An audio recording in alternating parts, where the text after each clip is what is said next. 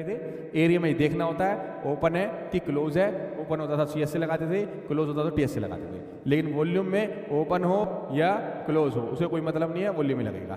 क्योंकि उसका कारण है, आपका जैसे मान लो दूध लेने जाते हो, उसका डोल है, उस डोल में दूध जो है उतना ही आएगा बंद में, उतना ही आएगा खुले में, ठीक है। क्योंकि वॉल्यूम उसी को बोलते हैं, लिक्विड चीज़ों पर यही होता है ज़्यादातर, ठीक है।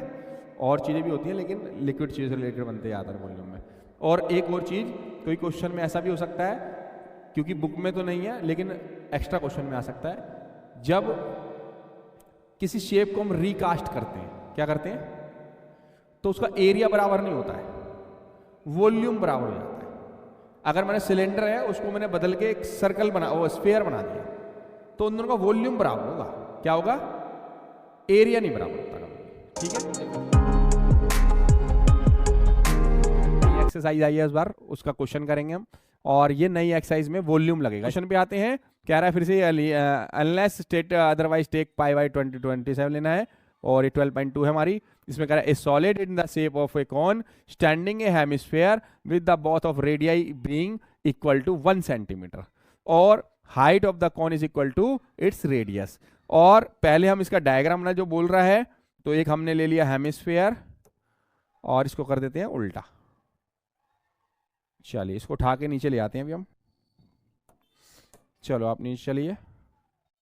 और फिर एक चाहिए था हमको हेमिस्फीयर के बाद कॉन, कॉन लीजिए,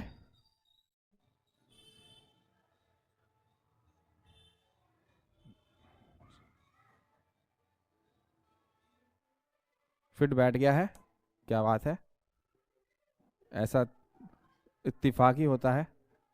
चलिए अब पहले तो वो बोल रहा था रेडियाई 1 सेंटीमीटर है, रेडियस इसकी क्या है, और जो कॉन की हाइट है वो भी 1 सेंटीमीटर है, क्योंकि वो इक्वल थी उसके, बोला था, देखो ये रहा, height of cone is equal to its radius, उसी की रेडियस से, क्योंकि रेडियस तो दोनों की कॉमन है, दोनों की सेम है, तो हाइट रेडियस मिल गई है, ठीक है। अब क्या पूछ रहा है, find the volume of solid in term pi की फॉर्म में ही आंसर चाहिए, पाई की वैल्यू मत डालना, वो कह रहा है पाई की वैल्यू पाई की फॉर्म में ही देना मुझे आंसर, और वॉल्यूम निकालना है हमको, वॉल्यूम ऑफ सॉलिड जो भी ये शेप है हमारी पूरी, उसको वॉल्यूम ऑफ सॉलिड बोला गया है। उसका फॉर्मूला, अब वॉल्यूम का फॉर्मूला लगेगा दोनों का, एक तो कॉन का volume of cone plus volume of hemisphere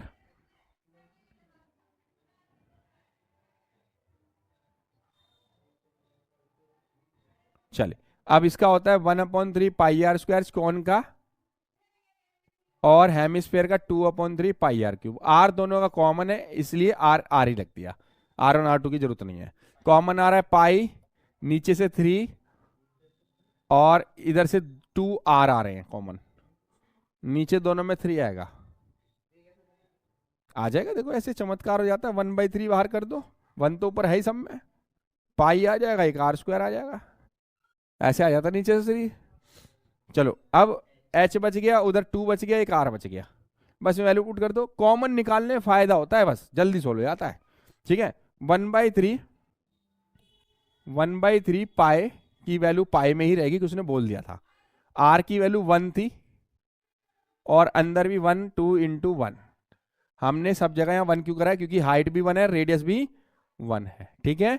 ये पुट कर दिया है, आगे चलते हैं, सॉल्व करते हैं। 1/3 पाई, ये 1 हो गया, और ये 1 + 2 और ये 3 बन जाएगा। 1/3, ये 1 तो खत्म ही कर दो पाई से, और ये 3 से 3 ओनली पाई बच गया। अभी क्या बच गया, पाई सेंटीमीटर क्यूब। वॉल्यूम का आंसर सेंटीमीटर क्यूब में होता है।